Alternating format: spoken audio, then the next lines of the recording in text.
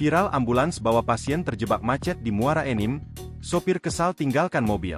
Ke Batubara berapa jam di daerah Lambur ini. Sudah ini apa Simpang Mio. Viral video memperlihatkan ambulans bawa pasien terjebak macet di antara truk-truk batubara di Muara Enim.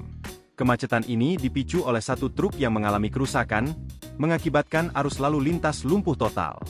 Seorang sopir ambulans Pemdes Plakat, Semende Darat Ulu, yang frustrasi dengan situasi ini, akhirnya memutuskan untuk meninggalkan mobilnya karena tak ada solusi atas kemacetan yang sudah berlangsung lebih dari 2 jam. Dalam sebuah video berdurasi 5 menit yang diduga direkam langsung oleh sopir, terdengar ia meluapkan amarahnya. "Setengah jam lagi cak ini ku tinggal ke pasien, terserahlah pemerintah Muara Enim nah," ungkapnya dengan logat khas Muara Enim. Kejadian ini menyoroti lemahnya pengawasan dan pengendalian terhadap truk angkutan batu bara yang seringkali menjadi biang kemacetan di wilayah ini. Download Tribun X sekarang, menghadirkan lokal menjadi Indonesia.